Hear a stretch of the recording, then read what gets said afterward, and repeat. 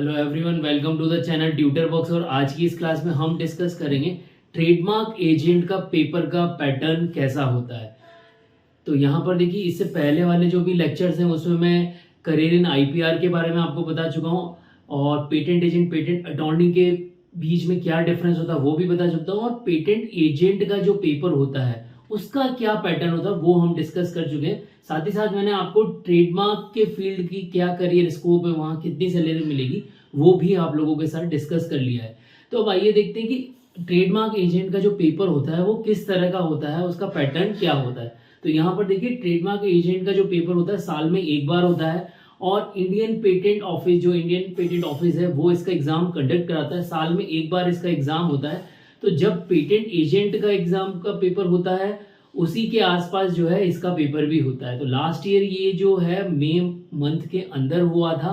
अब यहाँ पर देखिए, इस पेपर में कितने पेपर होते हैं। तो यहाँ पर पेपर 1 और पेपर 2 दो पेपर होते हैं। अगर इन दो पेपर को देखेंगे तो पेपर 1 जो है 100 मार्क्स का है और paper second is also of 100 marks. तो दोनों ही पेपर कितने मार्क्स के हो गए हमारे पास में, 100 मार्क्स के हो गए। अब यहाँ पर अगर हम बात करें तो पेपर 1 जो है कितने टाइम का होता है, ये 2 आवर्स का पेपर है और पेपर सेकंड जो है वो 3 आवर्स का पेपर है। क्लियर। अगर हम पेपर 1 को देखें तो इसका मतलब ये जो पेपर है 2 आवर और 3 आवर्स का एक ही दिन में हो जाएंगे, अलग अलग शिफ्ट के अंदर होंगे, मतलब 2 शिफ्ट में होंगे। और सबसे बड़ी बात ये कि ट्रेडमार्क एजेंट के पेपर में कोई नेगेटिव मार्किंग नहीं है। क्लियर, इस बात का ध्यान रखें, यहाँ नेगेटिव मार्किंग नहीं है। अब देखिए, पेपर 1 जो है वो एमसीक्यू बेस्ड होता है, मतलब यहाँ पर जो क्वेश्चन होंगे वो एमसीक्यू वाले आएंगे। टोटल कितने क्वेश्चन आते हैं, तो यहाँ पर टोटल 50 जो है वो क्वेश्चंस आते हैं।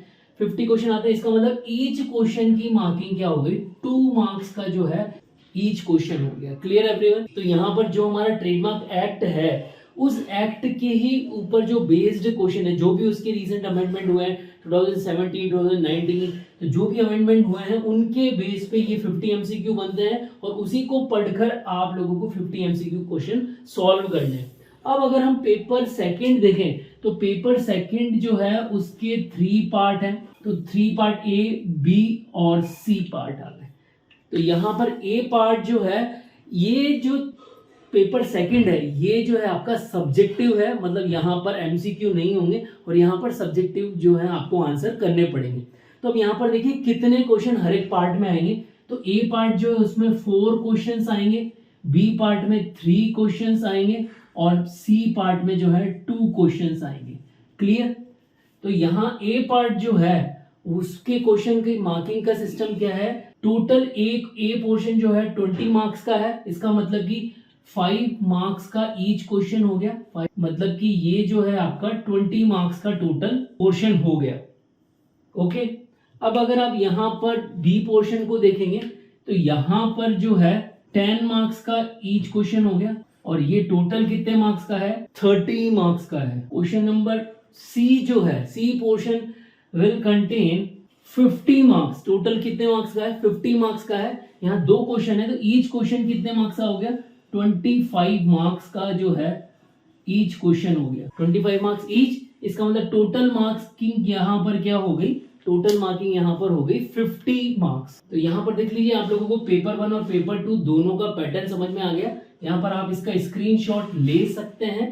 तो आई होप आप लोगों को पेपर का पैटर्न समझ में आया होगा। तो यहाँ पर जो पेपर सेकंड है दैट इज इंपॉर्टेंट, यहाँ पर आपको अलग अलग केस स्टडी दी जाएगी। फर्स्ट जो 4 क्वेश्चन है यहाँ पर ए सेक्शन के, ये सिंपल सब्जेक्टिव क्वेश्चन होंगे कि जो कि आपके ट्रेडमार्क एजेंट का जो एक्ट है, ट्रेडमार्क एक्ट जो है उस पर बेस्ड रहेंगे। बी और सी जो पोर्शन है ये थोड़े से आपके जो है क्रिटिकल थिंकिंग वाले होंगे, पर्टिकुलरली सी पोर्शन जो क्रिटिकल थिंकिंग वाला होगा वहां पर कुछ केस स्टडीज दी जाएंगी और वो केस स्टडी आपसे सॉल्व करवाई जाएंगी कि ये जो पर्टिकुलर केस है क्या उसका ट्रेडमार्क हम दे देंगे या नहीं देंगे। That is this type of question may be asked in this C section. Clear everyone. I hope यहाँ पर जो भी पैटर्न मैंने आप लोगों को समझाया वो आप लोगों को समझ में आया होगा। और अगर आप लोगों को ये लेक्चर समझ में आया तो इस लेक्चर को ज़्यादा से ज़्यादा बच्चों तक शेयर करें। जय भारत, जय हिंद।